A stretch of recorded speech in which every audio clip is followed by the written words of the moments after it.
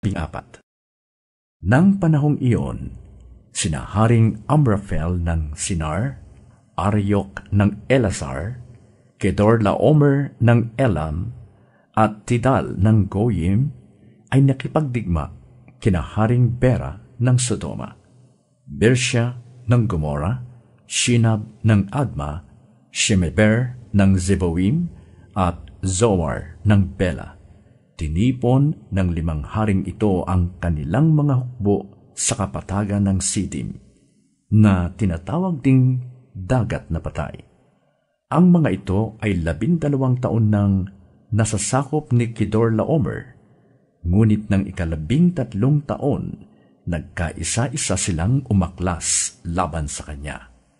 1 taon buhat nang sila'y umaklas, dumating si Kedorlaomer kasama ang mga haring kakampin niya upang sila'y muling sakupin.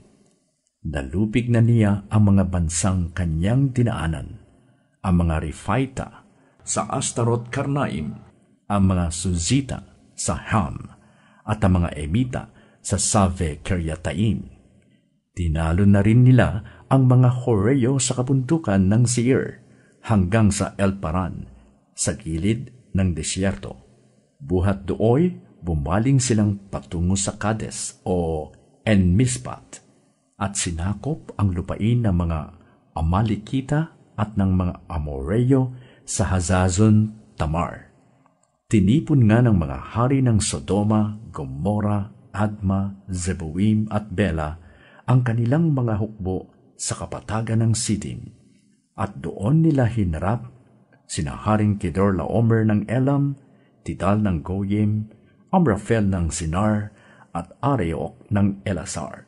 5 laban sa 4. Natalo ang 5 hari, at nang sila'y tumakas sa labanan, ang hari ng Sodoma at ang hari ng Gomora ay nahulog sa balon ng alkitran na marami sa dakong iyon. Ang iba'y nakatakas papunta sa kabundukan, kaya't sinamsam ng 4 na hari ang lahat ng ari-ariang natagpuan sa Sodoma at Gomora, pati ang pagkain doon. Binihag din nila ang pamangkin ni Abram na si Lot na nakatira sa Sodoma, at kinuha ang lahat ng ari-arian nito. 1 takas ang nagbalita ng pangyayaring ito kay Abram na Hebreo, na nooy nakatira malapit sa tabi ng sagradong kahuyan ni Mamre, isang Amoreo. Si Abram at si Mamre kasama ang mga kapatid niyang sina Eskol at Aner ay may umiiral na kasunduan. Pagkarinig niya sa nangyari sa kanyang pamangking si Lot, tinawag niya ang kanyang mga tauhan at nakatipon siya ng 318 mandirigma. Sinundan nila ang mga kalabang hari hanggang sa Dan. Pagdating doon, nagdalawang pangkat sila, at pagsapit ng gabi, sinalakay nila ang kaaway. Tinalo nila ang mga ito at hinabol hanggang Hoba sa ilaga ng Damasco.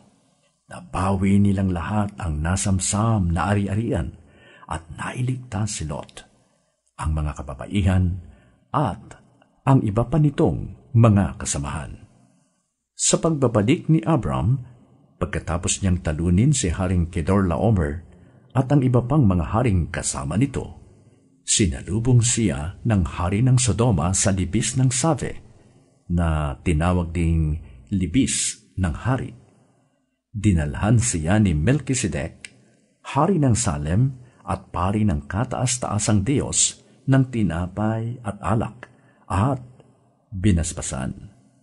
Pagpalain ka nawa, Abram, ng kataas-taasang Diyos, na lumikha ng langit at lupa.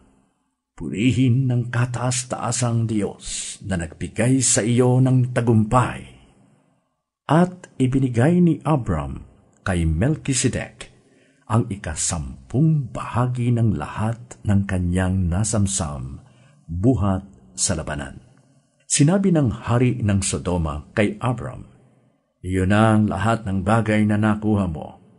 Subalit, ibalik mo sa akin ang lahat ng mga tauhan ko. Ngunit sumagot si Abram, sumumpa ako sa harapan ni Yahweh, ang kataas-taasang Diyos na lumikha ng langit at lupa. Nangako akong hindi kukuha ng anuman sa iyo, kahit kaputol na sinulid o tali ng sandalyas, para wala kang masabi na ikaw ang nagpayaman kay Abram. Wala akong kukuning anuman para sa sarili ko. Ang mga nagamit lamang ng aking mga tauhan ang aking tatanggapin, at ang bahaging nauukol sa aking mga kakampi, hayaan ninyong kunin ni na Aner, Eskol at Mamre ang bahaging nauukol sa kanila.